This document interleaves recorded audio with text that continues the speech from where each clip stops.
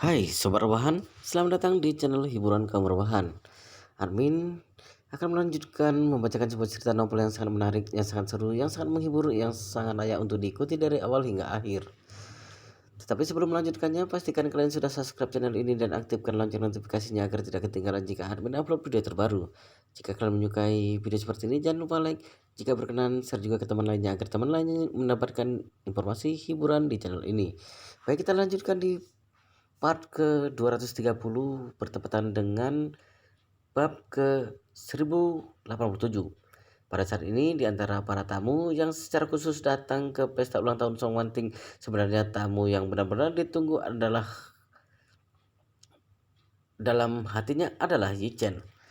Seperti yang semua orang tahu, beberapa waktu lalu keluarga Wu dan putra mereka datang ke Jinling dan memiliki konflik dengan Yi Chen. Yi Chen bahkan mematahkan tangan Wu Xin di depan umum di pesta ulang tahun Tuan Besar Song. Kemudian Chen Jekai maju dan mematahkan kaki mereka, dan akhirnya membuat ayah dan anak itu berlari kembali ke Suhang. Sejak saat itu semua orang merasa bahwa Tuan Yi Chen tidak takut sama sekali pada siapapun, bahkan keluarga kelas atas di Jianan. Pada saat itu, banyak orang khawatir dan merasa Yi Chen tidak akan mampu mengalahkan keluarga Wu yang kuat. Namun tidak disangka dalam waktu singkat keluarga Wu jatuh dari posisi keluarga pertama di Jianan menjadi keluarga rendahan. Terlebih lagi, ada terlalu banyak hal yang terjadi pada keluarga Wu selama beberapa waktu ini. Pertama-tama, reputasi hancur karena geng pengemis. Kedua, mereka mengirim para ahli ke Gunung Jangbai satu demi satu, tetapi juga gagal satu demi satu. Dan yang terakhir, bahkan ketika mereka mengirim kekuatan mereka yang sebenarnya, yaitu 8 Raja Surgawi, juga telah terbunuh. Keluarga Wu sekarang bahkan tidak dapat mencapai tingkat keluarga kelas 1. Jika dibandingkan dengan keluarga Song, mereka jauh tertinggal. Meskipun tidak ada bukti yang menunjukkan bahwa semua ini adalah perbuatan Yi Chen, tetapi semua mencurigai Yi Chen. Di mata mereka, hanya Master Yi yang memiliki kemampuan seperti itu. Chen Jekai khususnya, dia melihat bagaimana Yi Chen membunuh 8 Raja Surgawi dengan kekuatan sendiri di bawah kaki Gunung Jangbai.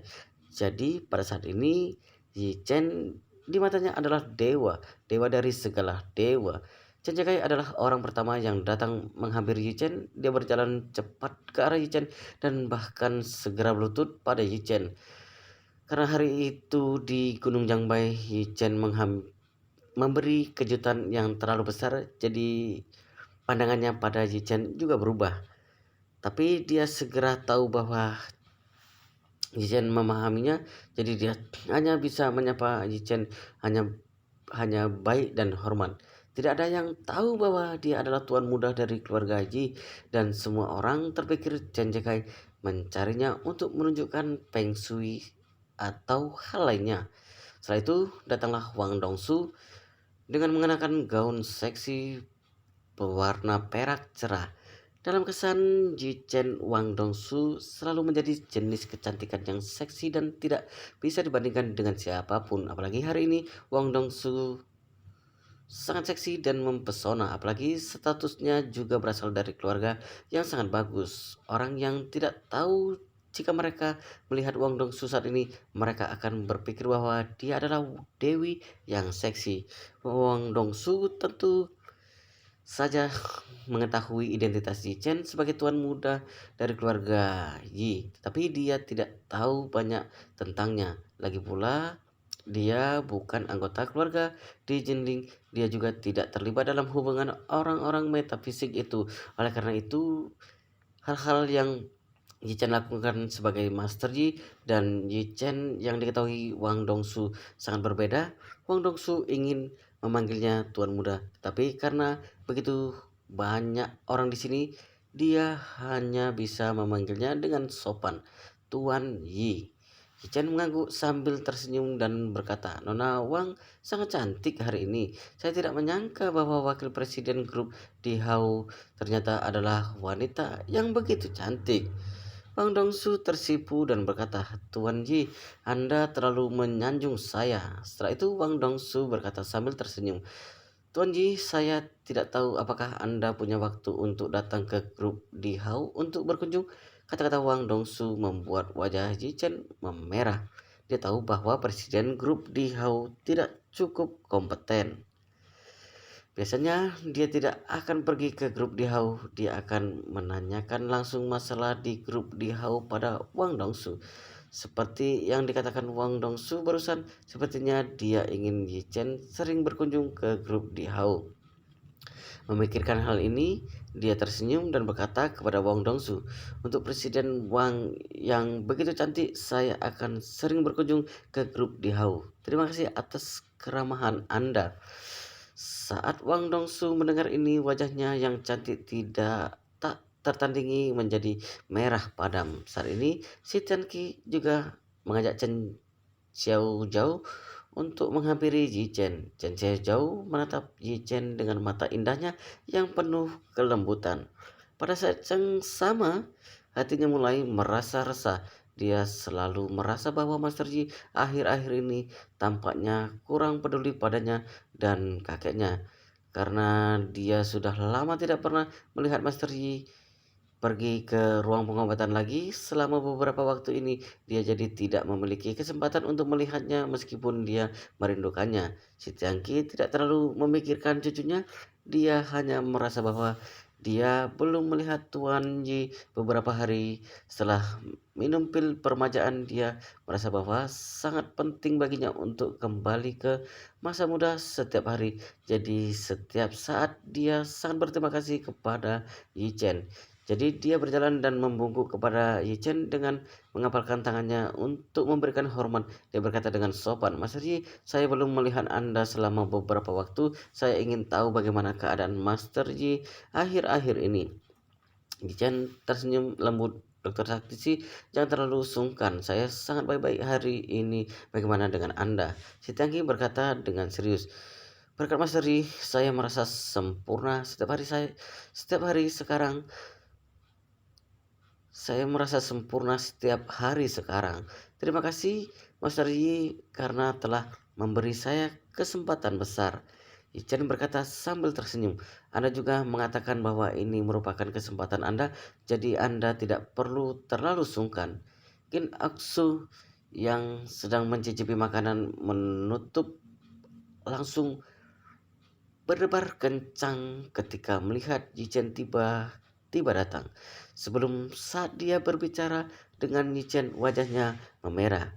Qin Oksu adalah tipe gadis kecil yang berwatak baik, positif, dan optimis. Ketika dia bertarung dengan Yi Chen, tentu saja dia berani melawannya bahkan jika Yi Chen menendangnya. Tetapi sekarang Qin Oksu menjadikan Yi Chen sebagai kekasih impiannya. Hampir setiap malam sebelum tidur dia pasti akan memikirkannya untuk waktu yang lama.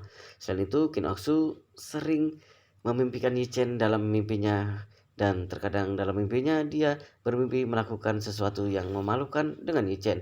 Tidak ada pilihan lain, Qin Oksu sangat menyukai Yi Chen. Ketika Yi Chen menyelamatkan keluarga Qin Oksu langsung memujinya. Selain itu, Yi Chen mulai membuat obat ajaib Qin Geng. Ayah Qin Oksu memberinya kepercayaan untuk datang pada Yi Chen meminta obat. Menurutnya bahkan jika Yi Chen hanya memberinya satu obat, itu sudah merupakan hadiah yang bagus. Tetapi dia tidak menyangka Yi Chen akan memberitahu Qin Oksu, pada waktu itu saya akan memberi Anda dua, satu untuk Anda dan satunya untuk putri Anda. Pada saat itu Qin Oksu langsung jatuh cinta pada Yi Chen. Apa yang membuat dia semakin jatuh cinta pada Yi Chen adalah karena Yi Chen membantunya memperjuangkan keadilan. Sahabatnya ingin bunuh diri karena Wookiee, tetapi pada saat itu dia tidak tahu latar belakang Wookiee yang sebenarnya. Tanpa diduga, Yi Chen tidak tanpa ragu-ragu menyinggung tuan muda kedua dari keluarga Wu, keluarga terkaya di Jianan, demi dirinya sendiri.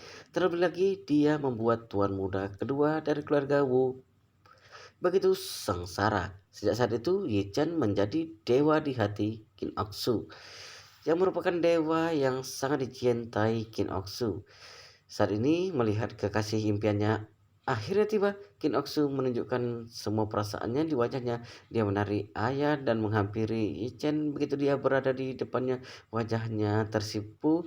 Dia menatap Yi Chen dalam-dalam dan dengan cepat mengalihkan pandangannya ke satu sisi. Tetapi dia berkata dengan penuh kelembutan, Master Yi, Aksu telah menunggu Anda untuk waktu yang lama. Anda akhirnya datang.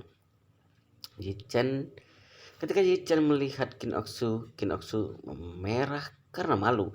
Qin Oksu adalah tipe gadis pemberani dan dia juga seorang seniman bela diri. Jadi sebenarnya dia bukan gadis pemalu dan lemah, tetapi karena hatinya penuh dengan rasa malu dan kegembiraan saat bertemu dengan kekasih impiannya, sepertinya dia tiba-tiba menjadi gadis pemalu. Yi Chen tersenyum kecil berkata, Aksu, kamu juga datang, bagaimana kabarmu akhir-akhir ini? Kinoksu tersipu dan berkata, akhir-akhir ini aku cukup baik. Terima kasih atas perhatian Anda. Ichen mengangguk dan berkata kepada mereka, kita belum bertemu selama beberapa hari. Hari ini adalah hari ulang tahun Nona Song. Kita bisa minum lebih banyak nanti. Semuanya berkata, pastikan untuk minum lebih banyak malam ini. Song Manting berkata dengan sedikit meminta maaf. Mas Ri, mohon tunggu sebentar. Saya harus menyapa beberapa tamu di sana. Ichen mengangguk. Silakan, jangan khawatir tentang aku.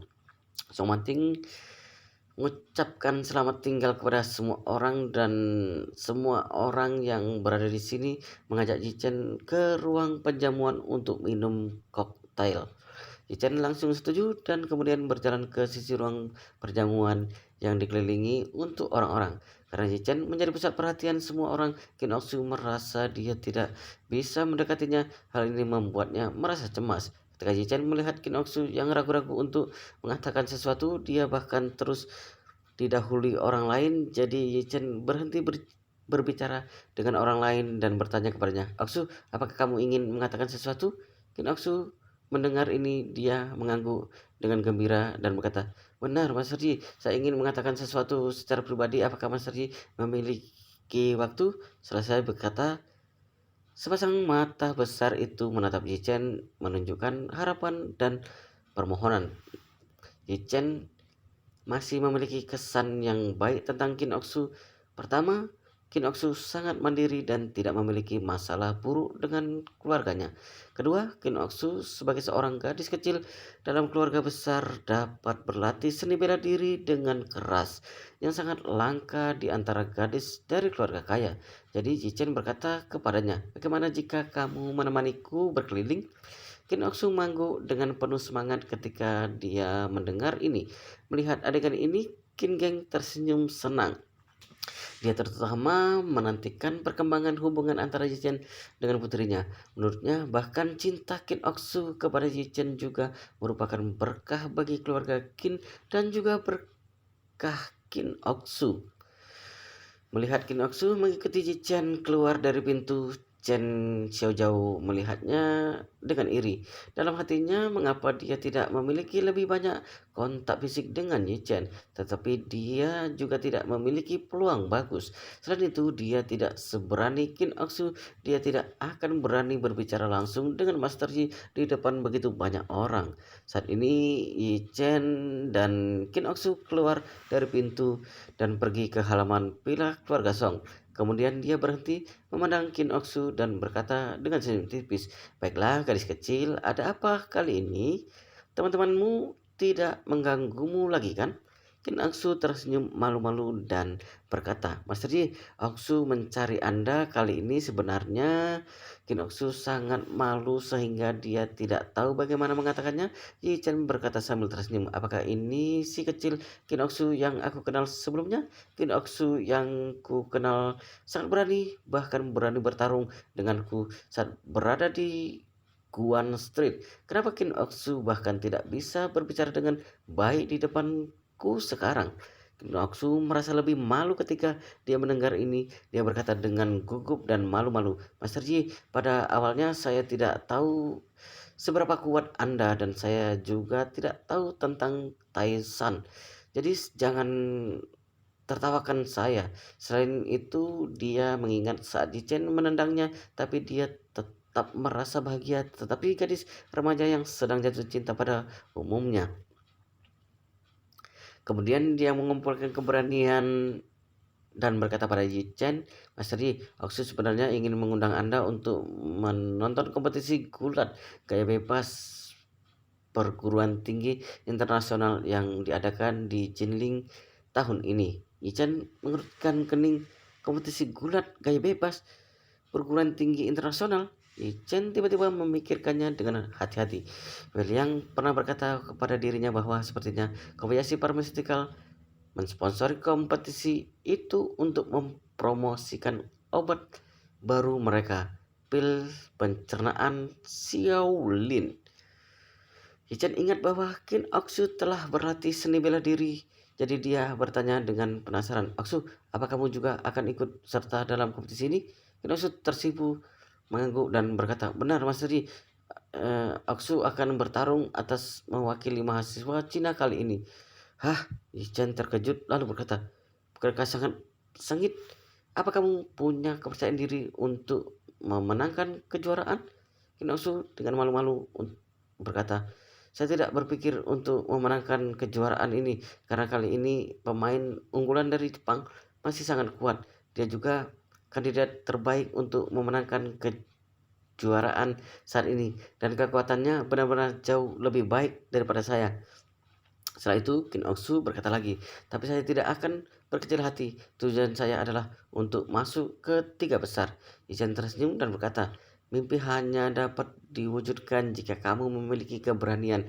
Aku sangat optimis bahwa kamu bisa. Menurutku kamu punya peluang untuk menjadi juara pertama. Sebagian besar gulat gaya bebas dari Jepang diambil dari seni bela diri Cina.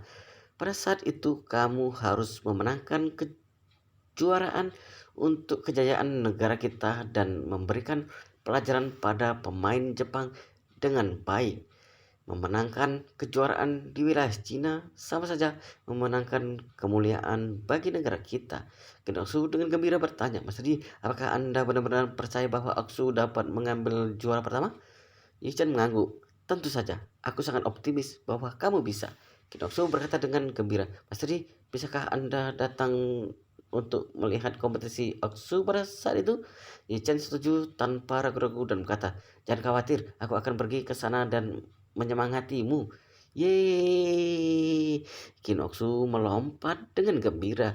Dia tanpa sadar ingin memeluk Yi Chen dan berperilaku sangat centil, sama seperti perilaku yang dilakukan pada ayahnya ketika di rumah. Tapi tiba-tiba saat dia memikirkan Yi Chen sudah menikah, dia tidak bisa bergerak sedekat itu, jadi dia langsung mundur.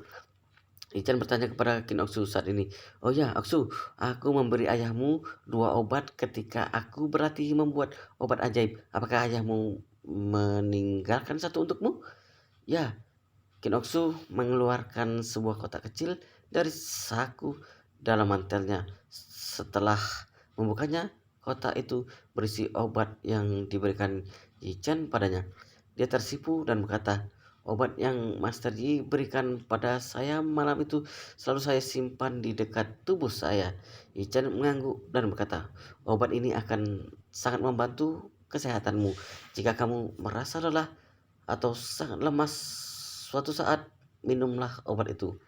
Qin Oksu berseru, "Bagaimana bisa Master Yi memberikan ini kepada Oksu? Oksu harus merawatnya dengan baik dan menghargainya." Yichen dengan tenang tersenyum. "Obat ini dibuat untuk dimakan. Mengapa kamu begitu menjaganya?" Qin Oksu berkata, "Baiklah, Master Yi, Oksu mengerti." Setelah setuju dengan Qin Oksu bahwa dia pasti akan menonton pertandingannya, Yi Chen membawanya kembali ke tempat perjamuan. Pada saat ini beberapa tamu datang ke tempat perjamuan dan suasana berangsur-angsur menjadi ramai. Ketika Tuan Besar Song mendengar bahwa Yi Chen ada di sini, dia buru-buru keluar untuk menyapa. Tetapi ketika dia keluar, Yi Chen sudah pergi dengan Qin Oksu. Segera setelah Yi Chen kembali, Tuan Besar Song menyambutnya dan berkata dengan gembira, "Halo Master, saya belum melihat Anda selama berhari-hari." Saat Yi Chen melihat Tuan Besar Song dari keluarga Song, dia berkata sambil tersenyum, "Tuan Besar Song, Anda terlihat sangat kuat dan semangat. Bagaimana kabar Anda akhir-akhir ini?" Tuan Besar Song berkata dengan penuh rasa terima kasih. "Mas Ri, berkat Anda, saya mendapatkan masa muda saya lagi dan terlepas dari pria tua yang sedang sekarat." Setelah itu, dia bertanya kepada Yichen, "Mas Ri, bagaimana dengan kabar Anda?" Yichen mengangguk dan berkata sambil tersenyum, "Tidak buruk, sama seperti sebelumnya. Mas Ri, sebelumnya Anda mengalami kejadian buruk dengan keluarga Wu. Sejak pesta ulang tahun itu, keluarga Wu tidak membuat masalah kan?" Jan berkata sambil tersenyum, "Bahkan jika mereka membuat masalah, mereka tidak lebih dari sekelompok badut yang membuat lelucon atau pecundang." Tuan Besar Song menunjukkan kekagumannya. Dia tahu bahwa Yi Chen memiliki kemampuan yang hebat. Meskipun keluarga Wu adalah keluarga terkaya di Jianan, mereka tidak akan mampu mengatasi Master Yi. Pada saat ini, Song Rongyu menghampiri mereka dan berbisik di telinga Tuan Besar Song, "Kakek, Tuan Muda Kong dari keluarga Kong di Yanjing ada di sini."